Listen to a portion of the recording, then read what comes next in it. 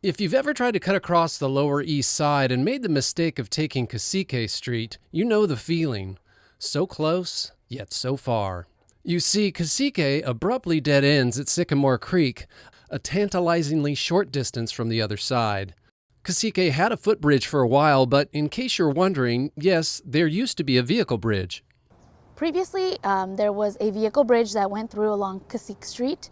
It was actually removed in 1977, right before the rainy season, after the Sycamore Canyon fire, as a flood preventative measure by county flood control. And after that, the bridge was never replaced, and instead they put a 4-foot pedestrian wood bridge. The old bridge was fine if you were crossing by yourself, but it didn't meet today's standards. It's always been very rickety. It squeaked, and you would look at the planks.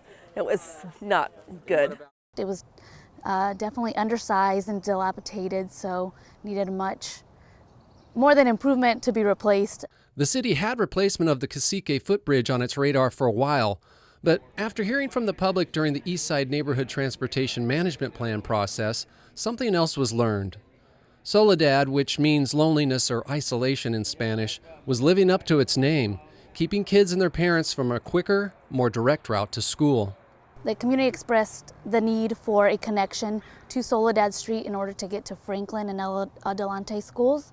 So previously, students would either go through the creek or have to go around at least a few blocks to get to school, or they would also cross private properties. The resulting Cacique and Soledad pedestrian, bicycle bridges and corridor improvements project includes not one but 2 bridges, with plenty of room for pedestrians and bicyclists alike. The 75-foot-long bridges are quite a bit broader than the creek in order to accommodate any future creek widening. The project also includes improved lighting and landscaping, as well as a number of creek-friendly elements. So we work closely with the Creeks Department to identify native plants that will be installed all along the creek banks and parkways, as well as implemented their stormwater management plan, BMPs, through infiltration basins and dry wells that will capture the stormwater runoff. And to top it all off, the project was almost completely funded with grants, something the city of Santa Barbara is better at acquiring than any other municipality in the state. So the total project cost is about $2.7 million, fully funded by the Active Transportation Program, with minimal city funds provided in order to account for future landscape maintenance. The new bridges are a vital part of a highly used pedestrian and bicycle corridor, giving East Side residents convenient connection to schools, Milpas, the beach, and beyond. I think it's inviting. I think a lot of people are going to utilize the bicycle path to the beach. So yeah, it's good. It's an improvement to the neighborhood.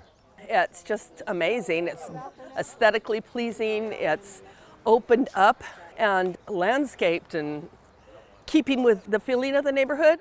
Everybody loves it.